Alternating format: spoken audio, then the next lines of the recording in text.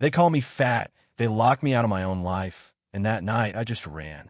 My lungs burned as I stumbled through the teleportation district, tears streaming down my face while the laughter of my tormentors still echoed in my skull. I was 17, a full year past my awakening age, and I hadn't killed a single creature in God's sanctuary because no hunting party would take me. Dead weight, they called me. Liability, but when I collapsed in that abandoned maintenance corridor and met the creature bleeding out beneath the flickering lights, something ancient, something that shouldn't exist outside the fourth sanctuary, everything changed. You won't believe how far revenge and beauty can go when you have nothing left to lose. But that moment was still hours away. The shoulder hit me square between the ribs. My lunch tray flew from my hands and clattered across Hanul Interstellar Academy's polished marble floor, scattering rice and synthetic protein cubes in a spreading mess. The guy who hit me didn't even look back. "Watch where you're going, pig." 3 more students stepped directly onto my food as they passed. I dropped to my knees to clean it up. What else could I do?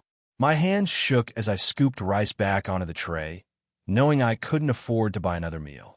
The academy cafeteria charged distinguished class prices for ordinary class portions. Oh my God, are you getting this? I looked up. Yura Beck stood 5 meters away, her tablet raised and recording, platinum blonde hair catching the fluorescent lights like she'd been born to stand in them. Her smile was perfect. Her cruelty was casual. "Watch the pig try to pick up his slop," she narrated to her followers. This is what happens when ordinary class failures try to attend a real academy. Someone tell his parents to save their money. Oh wait, his dad already abandoned them. Laughter rippled through the corridor. I kept my head down and kept cleaning. My face burned. My eyes stung. But I learned years ago that reacting only made it worse. Yura stepped closer, her designer shoes stopping just at the edge of the mess. "You know what I heard, Dowan? I heard your mom's trying to remarry. Some distinguished family. Think they'll take you too." I didn't answer. That's what I thought. She turned away, still recording. Pathetic. I finished cleaning in silence. The rice was ruined, covered in footprints and floor grime. I threw in the trash and walked toward the cafeteria with an empty tray and an emptier stomach.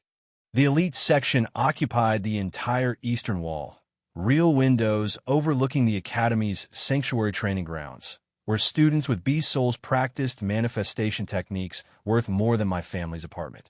Tammy and Gove sat at the center table, surrounded by the sons and daughters of military commanders and evolution investors.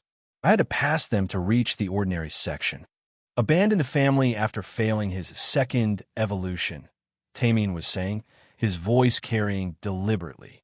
"My father said the guy's organs literally rejected the sacred blood flesh. Ruptured his stomach lining. Had to be hospitalized for 3 months. His friends laughed. One of them glanced at me as I passed. "Hey, isn't that his kid? The fat one?" Tamien looked up. His eyes found mine for exactly 1 second before dismissing me entirely. "Trash genes produce trash offspring. It's just biology." I kept walking. My hands gripped the empty tray so hard the plastic creaked. The ordinary section had no windows. Just flickering lights and tables bolted to the floor so students couldn't throw them. I didn't sit down. I couldn't eat anyway. No food, no money, no point. Instead, I walked out of the cafeteria entirely. The maintenance corridors beneath the academy were supposed to be off limits, but no one cared enough to stop me.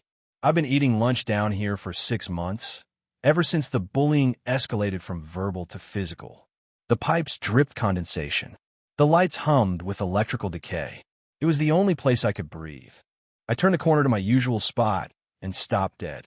Someone had been here. The words covered the wall in thick black grease, still wet and dripping. "Evolve or die. Fatso." I stared at them. My chest felt hollow. My throat closed up. 17 years old. A full year past my awakening age, when my body should have been primed for first evolution. Every hunting party I'd applied to had rejected me on sight. Too slow, too heavy, too much of a liability in sanctuary zones where a single mistake meant death.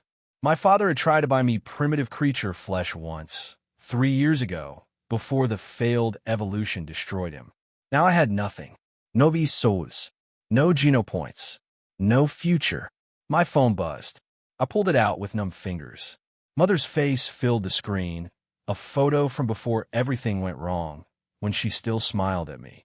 Hello, Dowan. Her voice was brisk, businesslike. I'm calling to inform you about the wedding. For one stupid second, hope flickered in my chest. You're inviting me? No. A pause.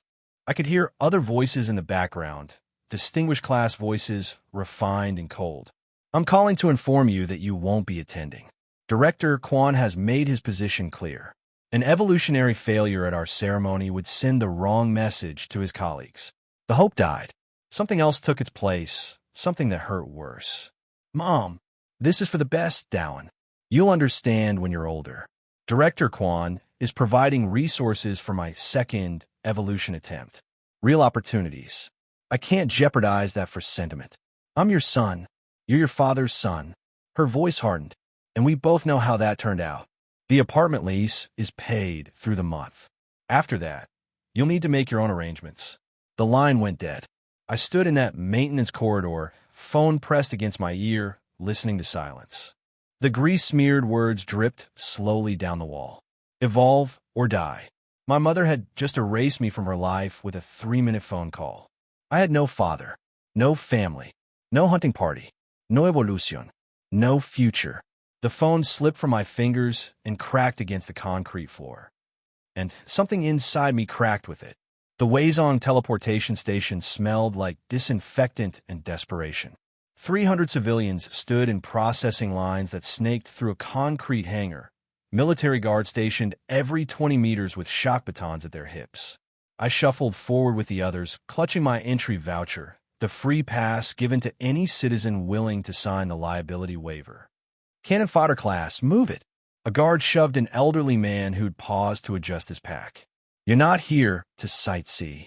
The man stumbled. Nobody helped him up. I kept my head down and moved with the current. The entry voucher crinkled in my sweating palm. My ticket to First Sanctuary, where creatures roamed and flesh meant evolution, where I might earn enough Geno points to become someone worth acknowledging, or die trying. You there, fat kid. I flinched before I could stop myself. A woman in a crisp black uniform had materialized beside the line, clipboard in hand. The insignia on her shoulder marked her as a recruiting agent. Iron Wreath Hunting Syndicate, one of the largest gangs operating out of Steel Valley. Sir, I straightened, hope flickering. Not you. She was looking past me at a tall teenager with broad shoulders and the confident stance of someone who'd already completed their first evolution. You, come here. The tall kid stepped out of line. The agent smiled at him, warm and professional. Iron Wreath is always looking for promising new blood. We provide equipment, training, and guaranteed flesh shares. Interested, very interested. She handed him a card. Report to Bay 7 after materialization. We'll take care of you. I stepped forward. Excuse me. I'd like to volunteer too. The agent's gaze flicked to me. Her smile vanished. She looked at my soft body, my round face, the way my breath came heavy just from standing in line. Then she put her palm flat against my chest and pushed. I stumbled backward into the person behind me, who shoved me away with a curse. We don't take liabilities, the agent said, already turning back to scan the line for other prospects. Iron Wreath has standards. The tall kid laughed.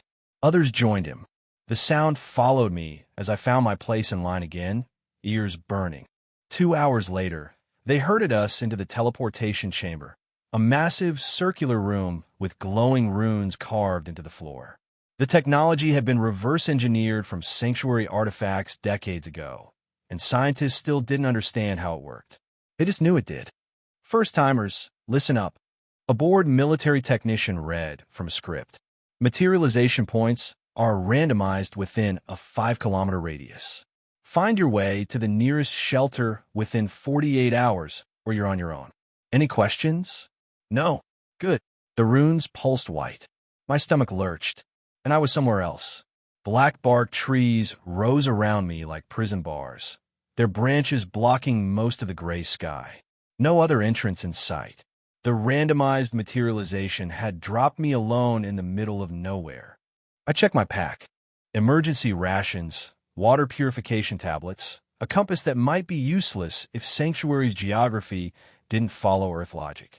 My father's old knife. My pack was open. Empty. I spun around, but I already knew. Those 3 students from my academy. I'd seen them in line, recognized their faces from the hallways where they'd tripped me, spat in my food, carved insults into my desk. They'd been right behind me in the teleportation chamber. They'd taken everything during the materialization, when my senses were scrambled from the dimensional crossing. The rations, the tablets, the knife my father had left behind when he walked out on us 12 years ago. The only thing I had of his. Gone. I stood alone in an alien forest with nothing but the clothes on my back. A branch snapped somewhere to my left. I ran without thinking, crashing through underbrush that tore my skin. Behind me, something growled, low and hungry. I didn't look back, just ran until my lungs burned and my legs screamed and my vision blurred with exhaustion. I wasn't built for this. I was built for sitting in classrooms and being ignored, for eating cheap food and pretending I didn't notice the stairs. Hours passed. I moved through the forest like a ghost, ducking behind trees whenever I heard movement. Twice I spotted creatures, a deer-like thing with metallic hooves that could probably cave in my skull, a wolf with a tail that ended in a blade-like growth. Ordinary tier creatures. Killable if you had weapons and training and backup. I had none of those things. The forest thinned. The ground sloped upward. I climbed without knowing why, just needing to see something other than endless black trees. I reached the top and stopped breathing. A cliff. Below it, a gray expanse stretching to the horizon. Dead earth, no vegetation, no movement. Nothing. Behind me, the forest full of creatures I couldn't fight. Before me, emptiness. I sat on the edge. My legs dangled over the drop. 100 meters, maybe more. Far enough that the fall would be quick. Your father left. Your mother erased you. Your classmates robbed you. The hunting gangs rejected you. The thoughts came unbidden, familiar. I'd had them before, in my room at night, staring at the ceiling, wondering why I bothered continuing. You have no weapon, no food, no water. The nearest shelter is kilometers away, and you don't even know which direction. My hands weren't shaking anymore. That was strange. Usually they shook when the dark thoughts came. You could walk into that forest and get torn apart by a blade-tail wolf. Or you could make it quick, painless. One step forward and it's over. I leaned forward, looking down at the gray nothing below. No one would mourn you. Your mother made that clear. You're not even worth 3 minutes of her time. One step, that's all it would take. I thought about my father's knife, now in some bully's pack. I thought about my mother's voice, saying you're your father's son, like it was a death sentence. I thought about the recruiting agent's hand on my chest, pushing me aside like garbage. I thought about spending the next 48 hours hiding from creatures until dehydration killed me anyway. The wind picked up, cold, indifferent. I shifted my weight forward, and something moved in the gray expanse below. The gray mist parted like a wound opening. Something rose from the forest canopy below, not flying, not falling, just rising as if gravity had forgotten it existed. My brain couldn't process what I was seeing. A sphere the size of a transport truck, composed entirely of eyes. Hundreds of them. Thousands. Each one different. Some human, some animal, some geometric patterns that hurt to look at. No wings. No face. No body. Just eyes upon eyes upon eyes. All of them weeping silver light that dripped into the void like liquid starfire. I stumbled back from the cliff edge, survival instinct overriding the death wish that had brought me here. You smell like endings. The voice didn't come through my ears. It was inside my skull, resonating through my teeth and sinuses and the soft tissue behind my eyes. Every syllable felt like a nail being driven into my brain. Like me, the sphere drifted closer. I could see now that it was broken, massive gouges torn through its surface where eyes had been ripped away, leaving craters that oozed that same silver light. It was dying. Whatever this thing was, it was dying. What are you? My voice came out as a croak. I was a keeper of the fourth gate. Now I'm falling, dissolving. This phase cannot sustain my form. A pause that felt like ice water flooding my veins. I need flesh to anchor me. You need everything. The sphere rotated, and suddenly every single one of those countless eyes, fixed on me at once. The weight of that attention nearly drove me to my knees. Fourth gate. I managed. There's only 3 sanctuaries. There are 7. Humanity has touched only the skin of this place. Silver light pulsed from the creature's wounds, dimmer now. I have minutes. Perhaps less. You have less than that. I can taste the void calling your name. You were going to step off that edge. It wasn't a question. What do you want from me? A host. A vessel. Merger, not bonding. The voice carried something almost like urgency now. Beast souls are fragments of dead things pressed into service. I am alive. What I offer is partnership. And what do I get? The sphere drifted closer still. I could smell it now, ozone and copper and something sweet like rotting fruit. Everything you lack. Form, strength, purpose. A ripple passed through the eyes, like a shudder of pain. And I get to continue existing. We both survive. We both become more than we are.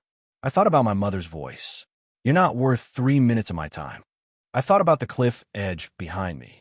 I thought about 48 hours of hiding in this forest, waiting to die slowly instead of quickly. Do it. The sphere exploded. Not outward, inward, toward me. Silver light became liquid silver, became a tsunami of impossible matter rushing at my face. And I didn't even have time to scream before it hit me. The pain started in my eyes. Liquid silver forced itself through my tear ducts, burrowing into my skull like molten wire. I felt it spread through my optical nerves, branching into my brain, and then it went everywhere. Down my spine in a cascade of fire, through my chest cavity, wrapping around my heart and squeezing, into my bones, filling the marrow with something that burned cold. I screamed. I screamed until my throat tore, and then I screamed more. My skin split along my arms, not bleeding, opening like seams coming apart, and silver light poured out before the flesh knitted back together. My spine cracked and lengthened, vertebrae grinding against each other as they realigned. I could feel my skull plates shifting, making room for something that hadn't been there before. The fat that had defined my entire existence, the soft prison I'd worn for 17 years, began to burn. Not melt. Burn.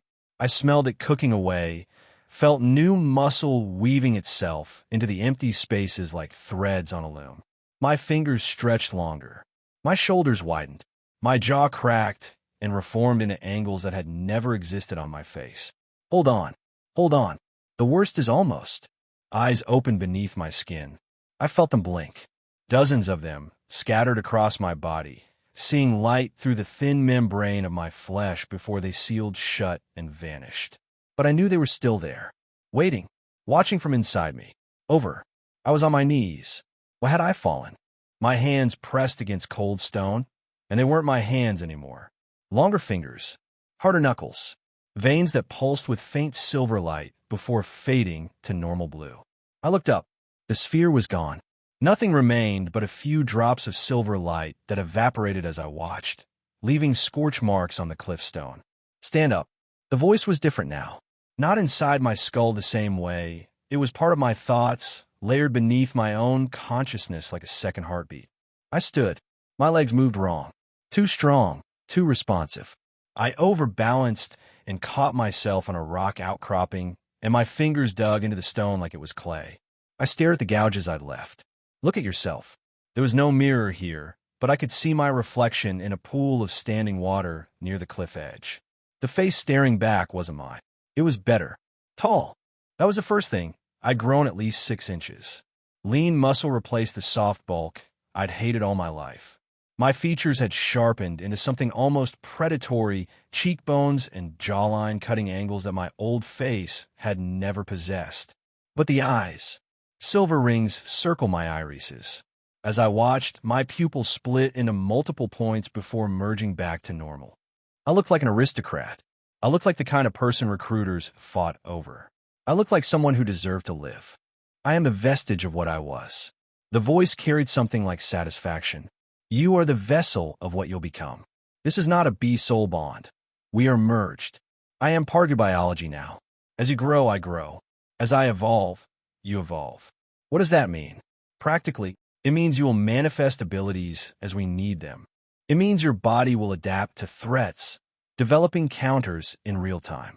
It means you will never face the same enemy twice. The first encounter teaches your flesh, and the second finds them outmatched. I flex my new hands, open and close my fists. The strength waiting in those tendons was terrifying. What's the cost? Silence. Then, we must feed. Creature flesh. Beast souls. The more powerful, the better. A pulse of something like hunger rippled through my chest. Not my hunger, it's hunger. If we do not hunt, my metabolism will turn to the nearest available fuel source, which is you. The word hung in the air between us. Partnership, it had said. Survival. But underneath those pretty promises was a threat as simple as breathing. Feed me, or I'll eat you from the inside out. One more thing. The vestige's presence shifted in my consciousness, and I felt something like warning in its tone. No one can know about me. About us. About what you truly are. Why? Because if they learn a creature of the fourth gate walks among them, they will dissect you to find me. They will cut you apart piece by piece, searching for the power they cannot explain. They will never stop hunting you. A pause. When you manifest abilities, they will assume beast souls. Multiple bonds. Rare, but possible among the wealthy. Let them believe that lie. I touch my face. The stranger's face. This new, sharp-featured face that no one would recognize. Dao and Hio had walked to this cliff to die. Someone else would walk away from it. I looked down at the forest below, the same forest where creatures waited to tear humans apart. And for the first time in my life, I wasn't afraid of it. I was hungry for it. The creature's trail cut through rotting leaves like a wound in the forest floor. I followed it without thinking, my new body reading signs my old eyes would have missed: bent grass, disturbed soil, the faint musk of something bleeding. Hunt, the vestige whispered. Feed.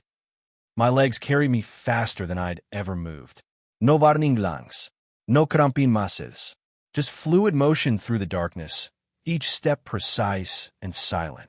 The steel-hoofed deer stood in a moonlit clearing, its metallic hooves gleaming as it pawed at exposed roots. Ordinary tier. The weakest classification. 3 weeks ago, even this creature would have killed Dao and Hio without effort. I circled left. The deer's ears twitched, but it didn't bolt. It hadn't registered me as a threat yet. My arm extended and silver fluid erupted from my forearm, forming a jagged blade that caught the moonlight. The deer's head snapped toward me. I was already moving. The blade punched through its neck before it could run. Hot blood sprayed across my chest. The creature thrashed once, twice, then went still. Messy, inefficient, but successful. Consume, the vestige demanded. I knelt beside the corpse and pressed my palm against its chest. Silver tendrils snaked from my fingers into the wound, and I felt the vestige drinking deep, pulling something from the deer's body that had nothing to do with flesh. Warmth flooded my skull. My vision sharpened. Colors separated into new spectrums I couldn't name. The darkness around me retreated, every shadow suddenly readable, every outline crisp. Beast soul absorbed. Night Stalker enhancement. Your eyes will never fail you in darkness again. I blinked, testing it. The forest transformed. What had been black became gray. What had been gray became clear as daylight. I could see individual leaves on trees 50 meters away. That's not how beast souls work, I said aloud. My father had explained it once during one of his rare educational moments. Beast souls required rituals, preparation, sometimes weeks of integration. They didn't just flow into you like water. I am not bound by human limitations. What they struggle to absorb, I consume directly. You will collect more, many more. A scream shattered the silence. Human. Close. Multiple voices overlapping in panic. I moved toward the sound before I consciously decided to, my enhanced vision tracking the heat signatures through the trees. 5 bodies clustered together, something larger circling them. The clearing opened before me, and I stopped at its edge, hidden in shadow. I recognized them immediately. Minsu, the tall one who'd held my arms. Hyunwoo, who'd kicked my ribs. Jamin, who'd laughed while searching my pack. The two others whose names I'd never learned, but whose faces I'd memorized as they stripped me of everything I owned. They huddled together now, weapons raised uselessly against the creature that stalked them. A fong serpent, primitive tier, 3 meters of scaled muscle with venom dripping from curved fangs. It moved like liquid death, testing their formation, looking for weakness. Someone help us. This story is powered by Butterfly Stories on Patreon, where we continue the stories you love. Want more? Link in the description. Minsu screamed into the darkness. Please, anyone. I watched. The serpent lunged, and Jamin swung wildly, missing by a meter. It coiled back, patient, playing with its food. My heart should have raced. My hand should have trembled. Dao and Hio would have felt something, fear or satisfaction, or the conflicted urge to help despite everything they'd done to him. I felt nothing. The serpent, the vestige, said, its soul will be stronger. Kill it. Not mercy, not revenge, just hunger. I stepped into the clearing. The serpent's head whipped toward me, sensing something wrong. Its tongue flickered, tasting the air, and I saw confusion in its posture. My scent read as prey, but my body language screamed predator. Ooh, Hyunwoo started. I was already running. The serpent struck at my approach, fangs aimed for my throat. I twisted sideways, and the silver blade on my arm caught moonlight as it swept upward, opening a gash along the creature's flank. It screamed a high, terrible sound and whipped its tail into my chest. I flew backward, hit a tree, kept my feet. The serpent lunged again. This time its fangs found my shoulder. Fire exploded through my veins. The venom burned like acid, spreading fast, eating through tissue. Adapting, the vestige announced. Whole. My skin rippled. Something shifted beneath the surface, membranes forming around blood vessels, filtering the poison before it could reach my heart. The burning faded to warmth, then to nothing. The serpent pulled back, waiting for me to collapse. I smiled behind my mask, the featureless silver facade I'd formed before leaving the cliff, hiding my transformed face from any who might see. My turn. I moved faster now, the poison adaptation somehow improving my reflexes. The serpent struck, and I ducked under it, drove my blade up through its lower jaw, and twisted. The creature convulsed. I held on as it thrashed, riding the death spasms until it finally went still. Consumed. I pressed my palm to its skull. The second beast's soul hit harder than the first, deeper, more fundamental. I felt my organs shift slightly, adjusting, becoming something that would never fear venom again. Poison resistance permanently integrated. 2 souls claimed. More. I stood slowly, silver blade retracting into my forearm. The 5 students stared at me with expressions I'd never seen directed at Dao and Hio. Oh, ow, Minsu whispered. How did you absorb 2 abilities? That's impossible without preparation, without rituals. I said nothing. Jamin stepped forward, his arrogance replaced by desperate hope. That was amazing. We owe you our lives. What's your name? What family are you from? I looked at him, really looked, and remembered his boot connecting with my stomach while I curled around my father's knife. Breaker, I said. The name came from nowhere, felt right. A mask identity, a separation between what I was becoming and what I had been. Breaker, Hyunwoo repeated. We haven't heard that name. Are you independent? We could use someone like you in our party. We have supplies, rations. Share them, one of the unnamed students said quickly, already digging through their packs. Take whatever you want. We'll split everything. They spread their stolen goods on the ground like offerings to a god. And there among the dried meat and water purifiers, I saw it. My father's knife, the worn leather handle, the small chip in the blade from when I dropped it as a child.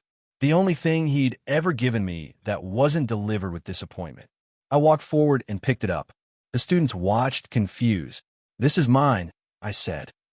What? No, we found that. Minsu started, then his voice died as I turned to face him. He didn't recognize me. None of them did. The fat boy they'd robbed and left to die had ceased to exist, replaced by something with silver eyes and a predator's grace. I slid the knife into my belt and walked away. Wait, Jamin called. Where are you going? Can we at least follow you out of? No. The forest swallowed me. I moved through the darkness with perfect vision. The serpent's poison still warm in my adapted veins, my father's knife pressing against my hip. They had begged for their lives. They had offered me everything. And I had felt nothing. Not satisfaction. Not righteousness. Not even the bitter pleasure of revenge. Just emptiness where Dowan's heart used to be. Good, the vestige purred. Mercy is weakness. What you were is dead. What you are becoming has no room for such softness. I touched my masked face, the silver facade that hid the stranger beneath. Dowan Heo had died on that cliff. Breaker had walked into the forest to hunt. And somewhere between the two deaths, whatever had made me human had simply stopped. 3 weeks in the first sanctuary had carved something new from the wreckage of Dowan Heo. I stood at the edge of a rocky clearing, watching blood drip from my silver-manifested blade into the grass below. The iron-spined bear's corpse lay steaming in the morning mist, my 7th primitive tear kill this week, and the vestige was already dissolving its flesh into my system. 22 geno points, it counted. Slower than optimal, but your foundation strengthens with each absorption. The souls you've bonded are integrating beautifully. 6 beast souls now lived inside me. Night vision from a shadow stalker bat. Toxin resistance from a venom toad. Enhanced hearing from a long-eared fox. Minor bone density from a rock-hide boar. Reflex improvement from a dart-tongued lizard. Basic thermal sensing from a heat pit viper. Each one a genuine soul. Each one perfect cover for the symbiotic adaptations running parallel beneath my skin. I cleaned my blade and let it dissolve back into my arm. The masked hunters at Steel Valley's garrison called me Breaker Now, the solo operative who ventured into zones others avoided. I'd built that reputation 1 kill at a time, never revealing more power than necessary. You're ready for the other world, the vestige whispered. The world that rejected you. Show them what crawled back. The teleportation gate hummed as I stepped through. Hanul Academy's iron gates hadn't changed in 3 weeks. The courtyard still gleamed with imported marble. The students still wore uniforms that cost more than my family earned in months. The cherry trees still dropped petals onto walkways maintained by staff who would never afford to send their own children here. But I had changed. I walked through those gates using my real name, Dowan Heo, and watched the security guard's eyes slide over me without recognition. He checked my student ID twice, frowning at the photo of the fat boy with downcast eyes, then at the tall stranger standing before him. System glitch, he muttered, waving me through. The whispers started before I reached the main building. Students clustered in groups, phones already filming. Is that Dowan? The fat kid who disappeared? No way. That guy's actually... Look at his face. Same bone structure if you really look. What the hell happened to him? I kept walking. My enhanced hearing caught every word, every gasp, every cruel speculation. Steroids. Plastic surgery. Photoshop come to life. No one guessed the truth. No one could. A hand caught my arm. Dowan. Yura Beck stood before me. Platinum hair perfect, designer uniform immaculate, confusion cracking her practice smile. 3 weeks ago, she'd recorded my humiliation and posted it to her followers. 3 weeks ago, she'd laughed as I fell. Is that really you? Her fingers tightened on my sleeve. What happened? I remembered every second of that recording. I remembered her voice narrating my shame. God's sanctuary changes people. I smiled, cold, controlled, nothing like the desperate grimace I used to wear. You should try it sometime. Her hand dropped. Something flickered behind her eyes. Not shame. Never shame from Urabek. Calculation. She was already reassessing my value, already wondering if the fat boy she'd tormented had somehow become useful. We should talk, she said, recovering smoothly. Catch up properly. I always felt bad about. No, you didn't. I walked past her. She stood frozen and used to dismissal, her perfect composure cracking at the edges. Good, the vestige purred. Let her wonder. Let them all wonder. The courtyard confrontation happened faster than I'd expected. Tamin Go materialized from a crowd of his followers, blocking my path with the casual arrogance of someone who'd never been denied anything. His dark hair was perfect. His expensive tactical style, uniform, screamed wealth. His easy smile didn't reach his eyes. Well, well. He circled me slowly, performing for his audience. The pig returns. Though I have to admit, you've upgraded the packaging. I said nothing. Behind me, students gathered. Phones appeared. Plastic surgery and protein shakes don't change trash DNA, Hio. Taemin's smile widened. You can paint a pig gold, but it's still. Is there a point to this? The crowd murmured. The old Dowan would never have interrupted. Taemin's expression hardened. He raised one hand, and the air beside him shimmered with crimson light. His sacred blood beast, soul manifested. A massive warhound wreathed in flames, standing shoulder height, its eyes burning with borrowed power. The point, Taemin said softly, is that some of us earned our place here. Some of us didn't crawl out of whatever hole we were rotting in and pretend we belong. The warhound growled, heat radiating from its ethereal form. Students stepped back. Teachers watched from windows, but didn't intervene. Taemin's father controlled one of Steel Valley's teleportation gates. No one crossed the Go family. I felt the vestige coiling beneath my skin, ready to manifest. No, I told it. Not here. Not yet. Instead, I looked at the warhound. Really looked, with the thermal sensing and enhanced vision my absorbed souls provided. I cataloged its manifestation patterns, its heat signature, its movement limitations. Impressive soul, I said evenly. Your father's money bought something pretty. Taemin's face reddened.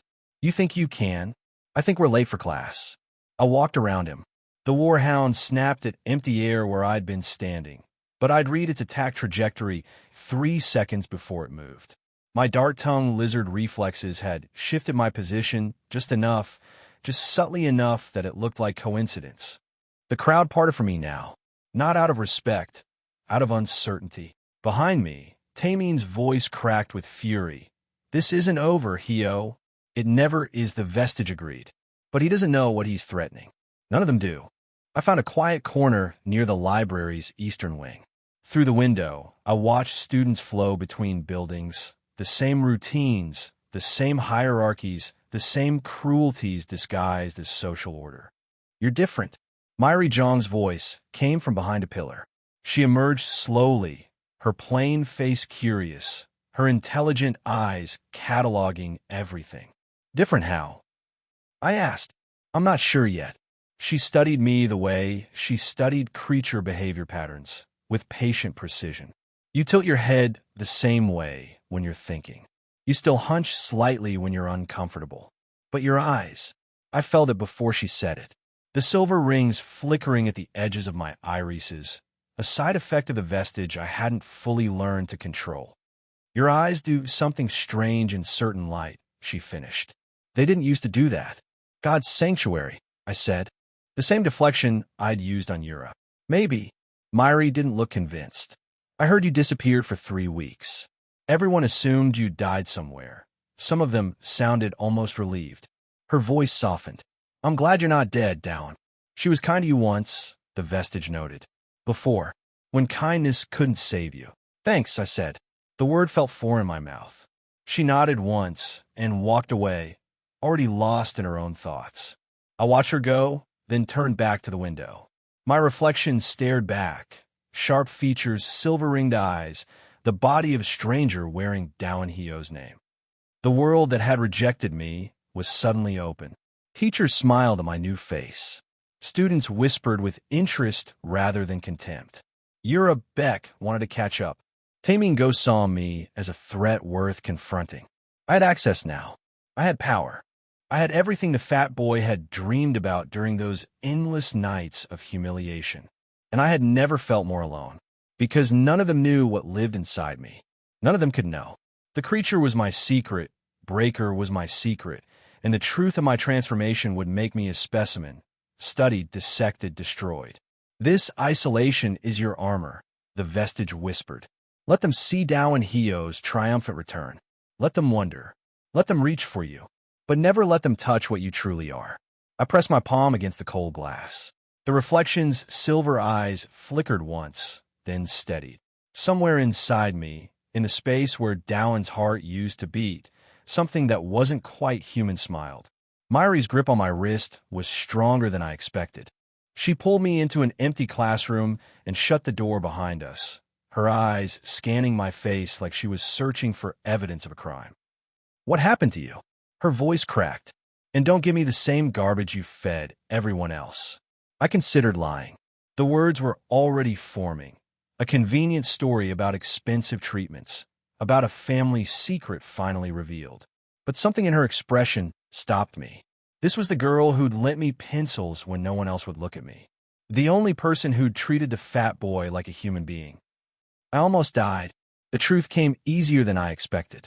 In Sanctuary, something went wrong during a hunt, and I paused, choosing my words carefully. My body changed. Some kind of rare evolutionary reaction. The scientists don't fully understand it. Myri's eyes narrowed. That's not how evolution works. You need genopoints. I know what I need. I kept my voice steady, but it happened anyway.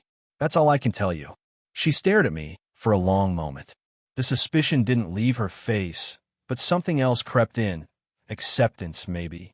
Or resignation. You're planning revenge, aren't you? She stepped closer. On Yura, on Taemin, on everyone who made your life hell. I didn't deny it. What happens after? She pressed. When you destroyed them all, what then? The question hit harder than any punch Taemin had ever thrown. I opened my mouth to answer, but nothing came out. Myri noticed. Her gaze sharpened, focusing on my eyes. There, they just flashed silver again. What really happened to you, Dowan? Nothing you need to worry about. I turned toward the door. I should go. Class is starting. Dowan, I'll see you around, Myri. I left her standing there with questions I could never answer. The invitation arrived 3 days later. Yura's handwriting was elegant, practiced, the kind of penmanship that came from years of etiquette tutoring. She was hosting an exclusive hunting party in First Sanctuary. Only the most promising students from distinguished families. A chance to showcase progress, make connections, and hunt primitive creatures in controlled conditions. She'd personally added my name to the list. I read the invitation twice, feeling the vestige stir with interest. Stronger creatures, it whispered. Better flesh. And beast souls ripe for the taking. The opportunity was too perfect to ignore. In Sanctuary, I could operate as Breaker, masked, anonymous, completely separate from Dowan Hio's miraculous transformation. I could push my abilities further without anyone connecting the dots. I sent back my acceptance that night. Steel Valley's eastern hunting grounds were nothing like the safe zones I trained in. The air tasted different here, thicker, charged with something primal. Ancient trees blocked out most of the sunlight, their trunks scarred by claw marks the size of my forearm. I adjusted my mask. Simple silver material that covered everything below my eyes, manifested from the vestiges matter, but appearing to be ordinary beast-crafted metal. No one would recognize Dowan Hio beneath it. Breaker, one of the other hunters, a girl from a distinguished family whose name I hadn't bothered learning, approached me cautiously. That's what they call you, right? The solo hunter. I nodded once. Why the mask? Privacy. She wanted to ask more. I walked away before she could. The hunting party spread out in formation, 20 hunters total, most of them teenagers from wealthy families showing off bee souls their parents had purchased. Yura led from the center, her fox-like grace on full display as she tracked our quarry. She didn't recognize me. None of them did. The mutant tear creature found us an hour into the hunt. It burst from the undergrowth without warning. A crimson-scaled serpent the length of 3 men, fangs dripping venom that hissed where it touched the ground. Several hunters screamed. One boy turned and ran. I stepped forward. The serpent's tail whipped toward me faster than any human I could track. I could have dodged, could have manifested the vestige's armor and blocked it completely. Instead, I let it hit me. The impact cracked 3 ribs.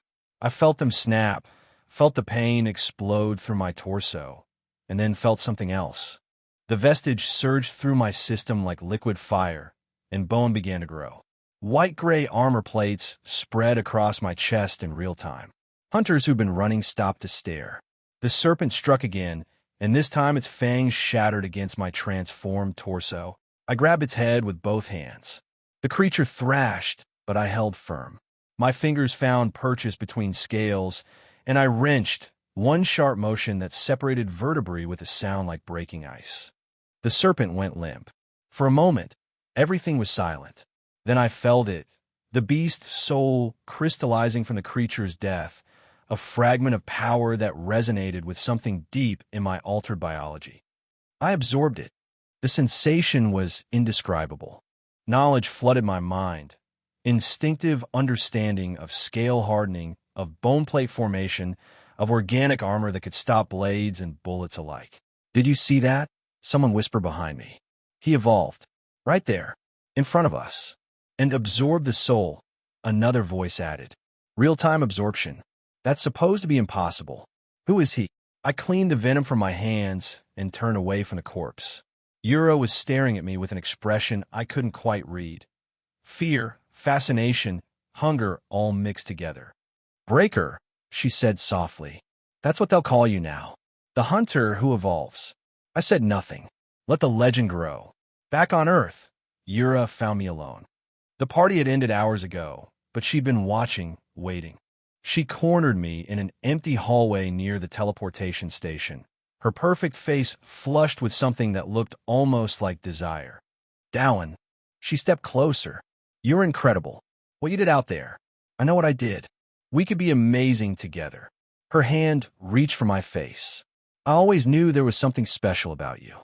Even before." I caught her wrist before she could touch me. "Do you remember what you did to me?" My voice was quiet, controlled. "Every recording you made of my humiliation. Every laugh you shared with your friends." Her expression flickered. "That was before. You're different now. I'm the same person you're. I released her wrist. "The same person you tortured for 3 years. The same person you called worthless and pathetic and fat. But you're not. I'm exactly who I was." I leaned closer, watching her flinch. "I just look different now. The question is, do you actually see me? Or do you just see what I became?" She had no answer. I walked away, leaving her standing in the hallway with her hand still raised toward empty air. That night, I sat alone in my rented room at my parents' house. The walls were thin enough that I could hear my father laughing at something on television, my mother humming in the kitchen. Neither of them knew their son was one floor above, wearing a stranger's face. Myri had asked me what came after revenge. I still didn't have an answer, but I was starting to understand the cost. The vestige pulsed contentedly inside me, satisfied by the beast's soul I'd absorbed. But a different kind of emptiness had settled in my chest. Myri was the closest thing to a real friend I'd ever had. And I'd lied to her. About the creature. About Breaker. About everything that mattered. "Necessary," the vestige whispered. "Survival requires secrets." Maybe. But as I stared at my silver-eyed reflection in the window, I realized something that cut deeper than any wound. Keeping the secret meant I could never truly connect with anyone again. Not Myri. Not anyone. The fat boy had been lonely because people rejected him. The man I'd become will be lonely forever because he could never let anyone see what he really was. The screenshot spread through the academy before first period ended. Yura Beck, the untouchable queen who'd made my old life hell. On her knees in front of Seojin, desperately offering herself. And Seojin walking away without a backward glance. I watched the fallout from my desk near the window, keeping my expression neutral as whispers turned to laughter. Girls who'd orbited Yura, like moons, suddenly found reasons to sit elsewhere. Boys who defended her cruelty now shared the image with crying, laughing emojis. She didn't show up for afternoon classes. By evening, my mother was serving me dinner with her usual warmth, the warmth she'd never shown Dowan, while gossiping about the Beck family's shame. Can you imagine? A distinguished family's daughter, rejected by some newcomer. Her poor parents must be devastated. I ate slowly, tasting nothing. 3 days later, Myri found me in a library with news from her sanctuary contacts. "Something's happening with the Ironwreath Syndicate. They've been asking about Breaker, your hunting schedule, your usual zones, whether you work alone." "Who's asking?" "Someone connected to the Beck family." She lowered her voice. "Dowan, I'm worried. The Ironwreath aren't just hunters.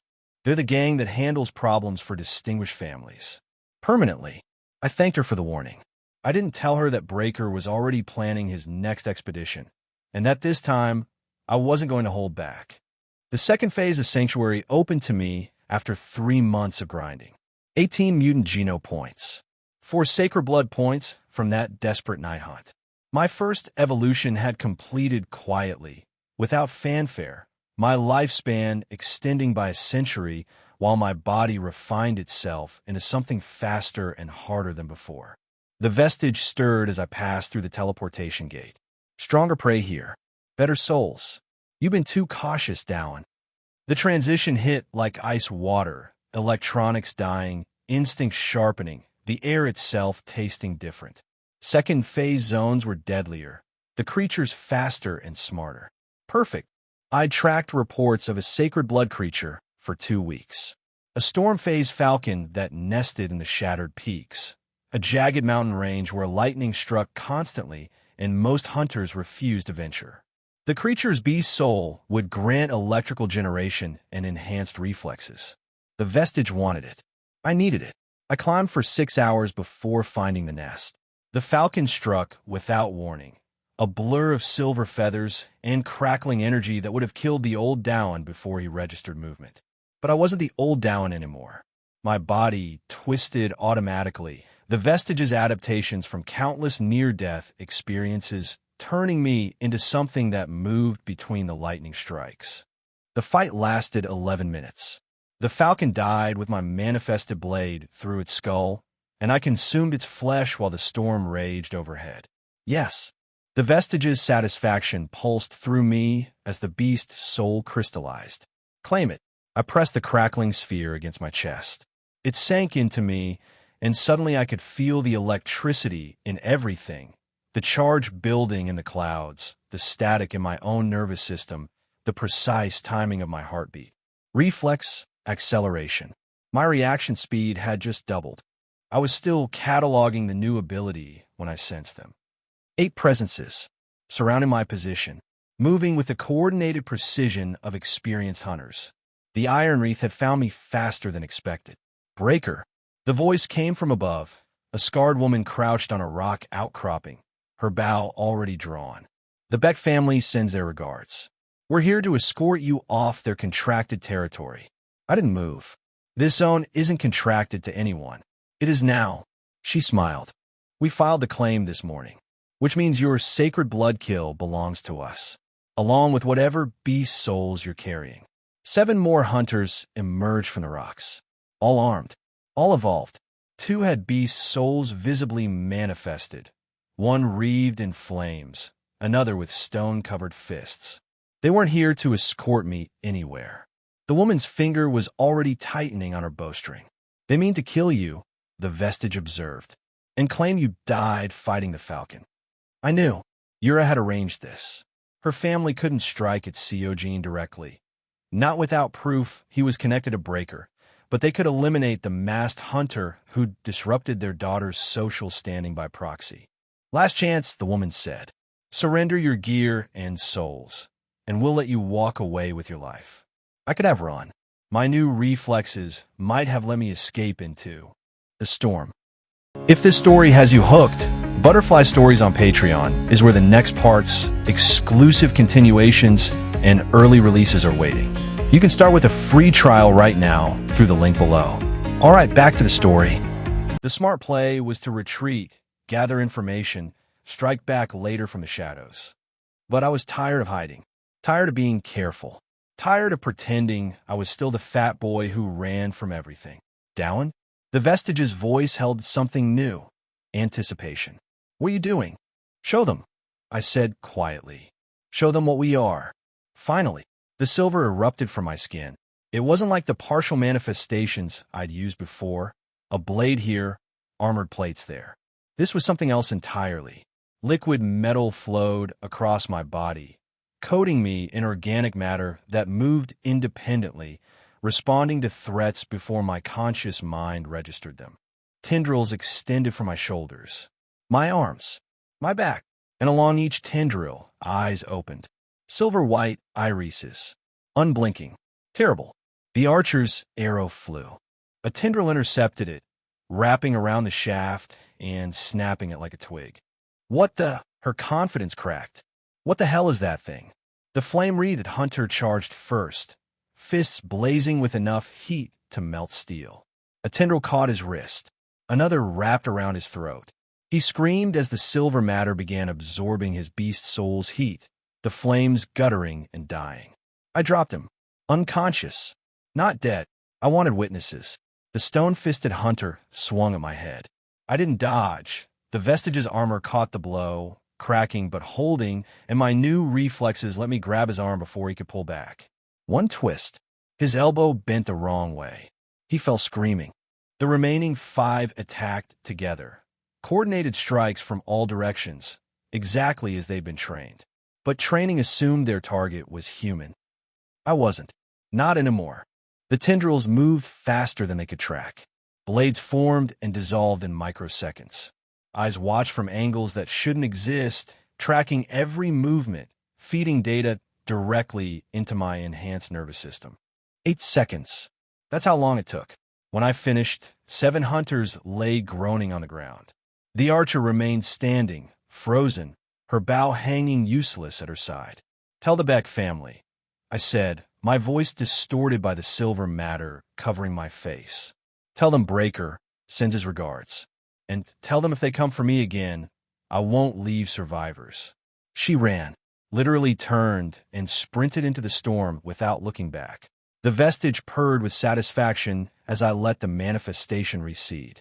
That felt good, didn't it? Being what we are instead of hiding it. It had. That was the problem.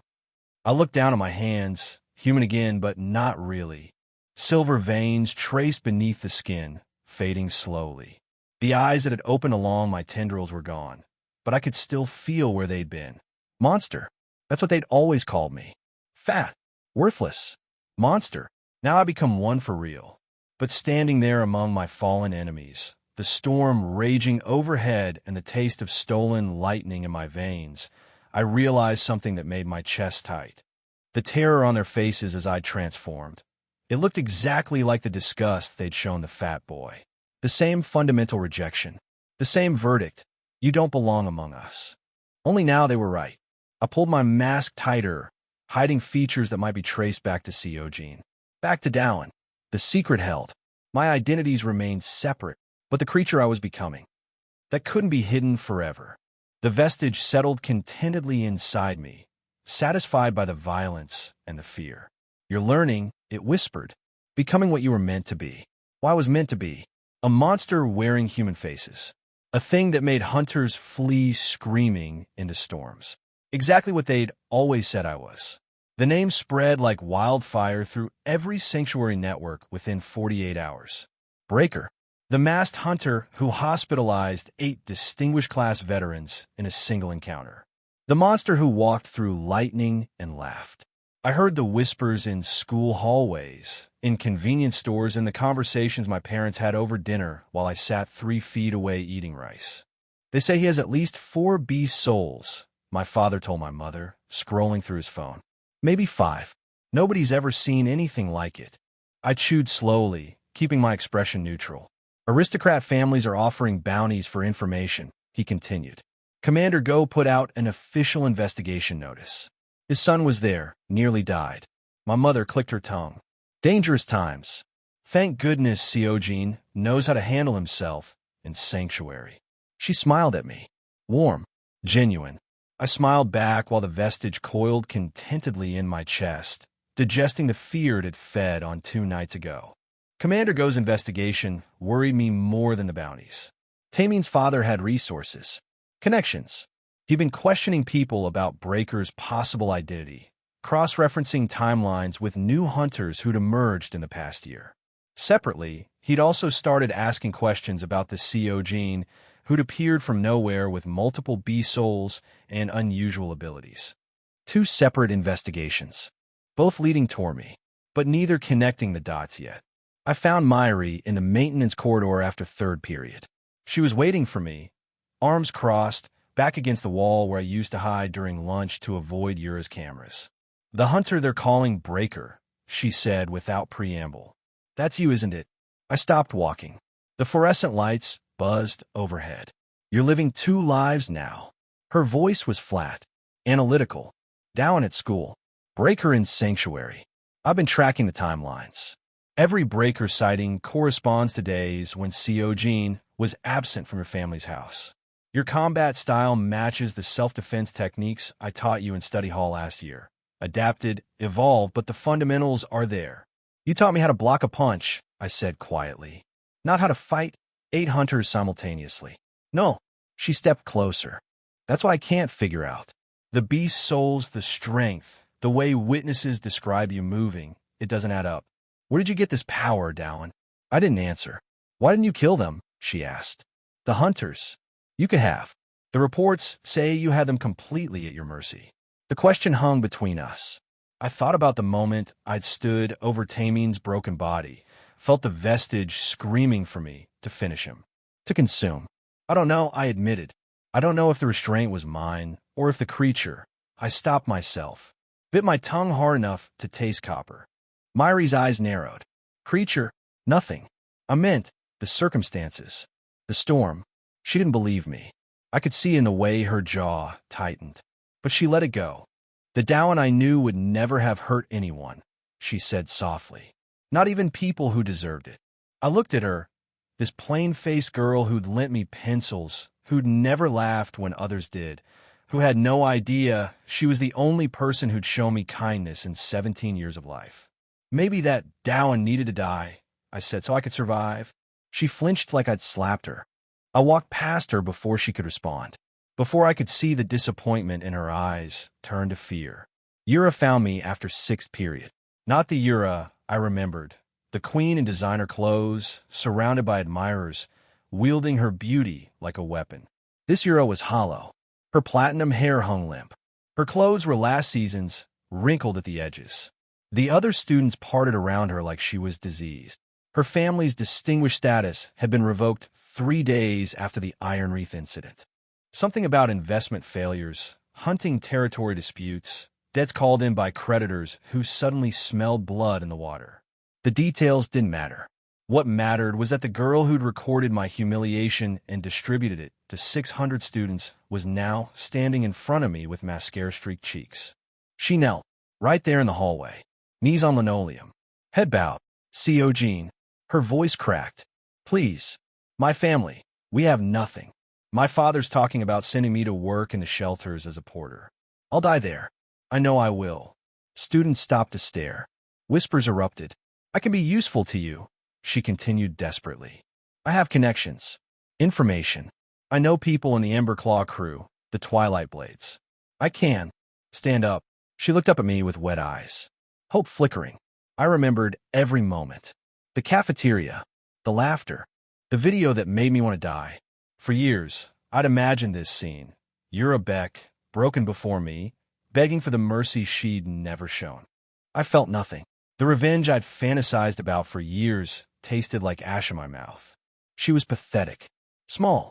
A wounded animal with no claws left to scratch. Human concerns, the vestige whispered. Worthless. There are sacred blood creatures in the 2nd phase with beast souls that would accelerate our growth exponentially. Why do you waste time on this insect? I don't care about your connections, I said. I don't care about your family. I don't care about you at all. I walked away. She screamed my name, CO Jean, not Dowan, because she still didn't know, but I was already gone. That night, the vestige spoke clearly for the first time in weeks. I was lying in bed in the room I rented from my own parents, staring at the ceiling, and suddenly the voice wasn't a whisper anymore. It was inside my skull, reverberating through my bones. Your human concerns are limiting us. I sat up sharply. I fell from the 4th sanctuary. I have seen powers beyond your comprehension. Creatures that devour stars.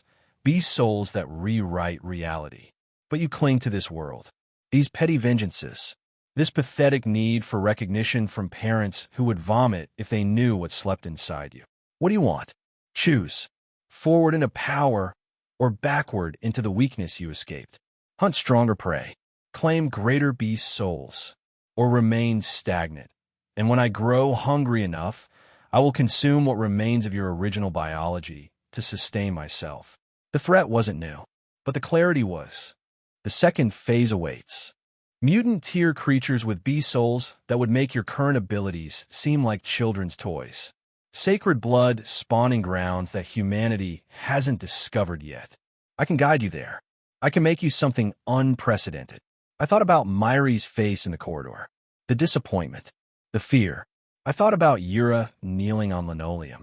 I thought about my mother's warm smile over dinner, given to a stranger wearing her son's borrowed face.